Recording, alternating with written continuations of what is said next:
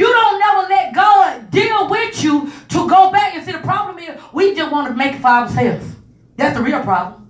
You want to get the big house and the nice Mercedes and all of that just for you. See, it's where the Bible says, for God so loved the world, what he did? He gave. See, if you love God the way that you said you do, who are you giving to? Whose life are you making an impact for? See, when you begin to allow God to transform you, you allow him to deal with you so you can go back and help them. Right. But see, if I'm just selfish, they'll get it like I got it. No. See, it takes some work to be able to stand out and to be able to fight with these spirits. Because you yourself know when you're angry, can you control yourself? So if you ain't controlling yourself, how do you think if you got these big demons that you don't even see? He just said it's in the atmosphere, it's in the heavens. It's invisible.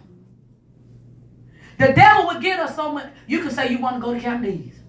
You see a McDonald's commercial. And you get to looking at that Big Mac. The next thing you know, you change your mind and you go to McDonald's. What happened? They just changed by a spirit a thought put in your mind. See, the devil coming. See, the devil getting us because he coming with thoughts, and you thinking that the thoughts are yours, and the thoughts ain't yours. It's the thought that been sent to your mind. Why do you think see, you got witches and warlocks. They spend enough time. They'll even fast. Look in Acts. They said we're going to fast until we kill Paul. People will fast and do witchcraft to destroy you, but you won't turn your plate down so God can deliver you. My God.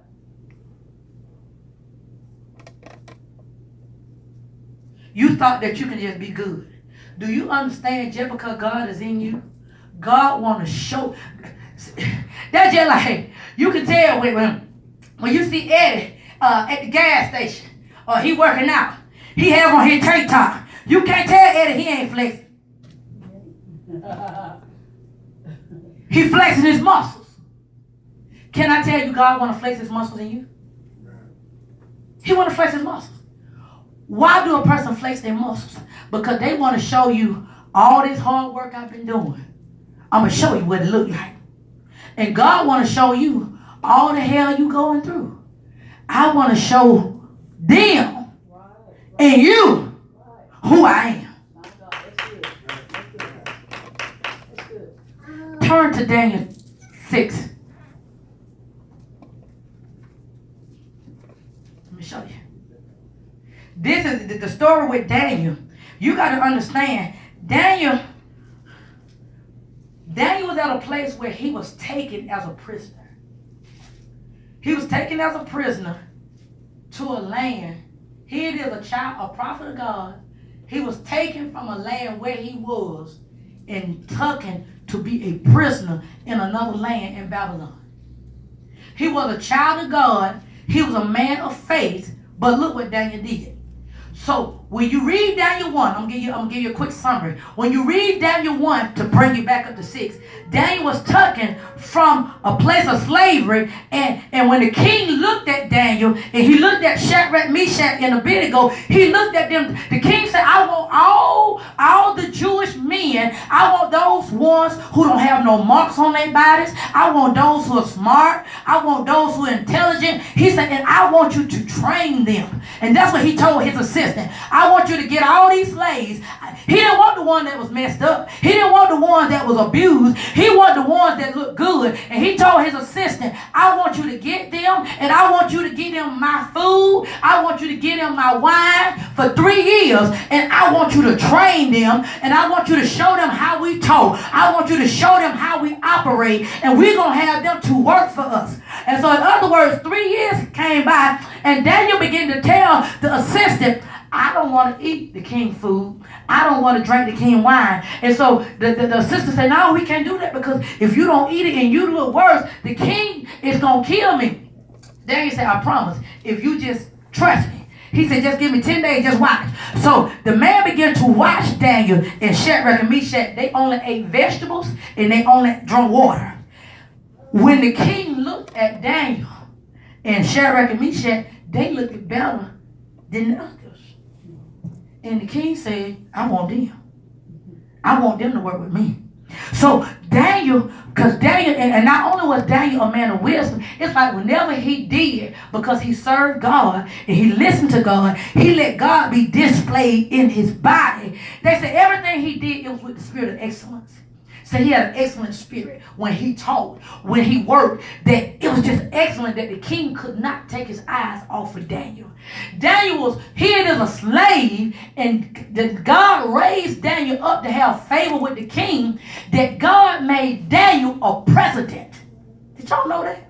He was a president, and God, it says that the king, when he looked at Daniel, said it was 3 presidents, and out of all of them, he said, I want Daniel to be over all of them. Over all of them. Because the favor of God was on his life. Now let's look and see what happens. Daniel 6. So you want to read the other part what I did, go to Daniel 1. So when you look at Daniel 6, let's start at verse 2. And it says, over them were three presidents, of whom Daniel was one, and that these satraps made account to them, and that the king should have no loss or damage. It says, then Daniel was distinguished above the presidents because he had an excellent spirit, and the king thought to set him over the whole realm. In other words, the king said, I'm going to set him over everything. My God. Verse 4 say, then the presidents and the princes, they sought to find occasion against Daniel concerning the kingdom. In other words, people begin to get jealous. Why are you picking him? You put him over all of us. You putting a slave over us. Now look what happened. So it said, then the commissioners, they began trying to find ground or accusation. See, in other words, people talking against you.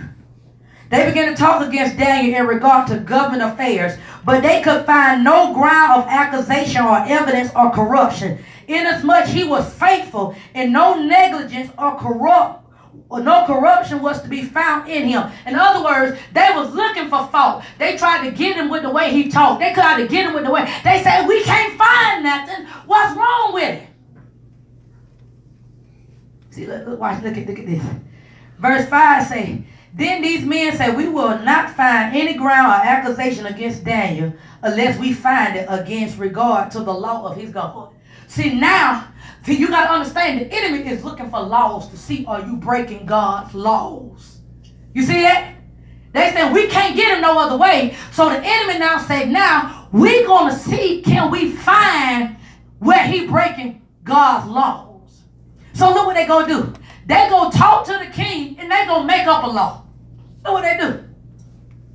They said, verse 6, then the commissioners, they came by agreement to the king, and they spoke to him as follows. King Darius live forever. All the commissioners of the kingdom, the prophets, the satraps, the high officials, and the governors have consulted together that the king should establish a statute and enforce an injunction that anyone who makes a petition to any other god besides you, O king, for 30 days shall be cast in the lion's den. Verse 8, O king, establish the injunction and sign the document so that it may not be changed, according to the laws of the Medes, the Persians, which may not be revoked. Therefore, King Darius signed the document, that the injunction. In other words, they told him, let's make up a law. Anybody who worship another god except you, that you going to find fault with them. And when we find anybody worshiping another god, that you got to throw them in the lion's den. Now look what the enemy did. They created a law because they know that Daniel was obedient to God. So they figure, I got to come up something against his God. So now, we're going to look at the text. Watch what Daniel do. So when you look at verse 10, now when Daniel knew that the document was signed, he entered his house. Now in his rooftop chamber, he had windows open wide toward Jerusalem. And he continued kneeling on his knees 3 times a day, praying and giving thanks before his God, as he had been doing previously. Then these men came by agreement and found Daniel making petition and supplication before his God. So in other words, they was watching Daniel. I told you these demonic spirits, they watch you. They watch you to see are you going to break God's laws. So they watched him and they said, he opened up his house and he worshiping his God when he know it's against the law to pray to your God.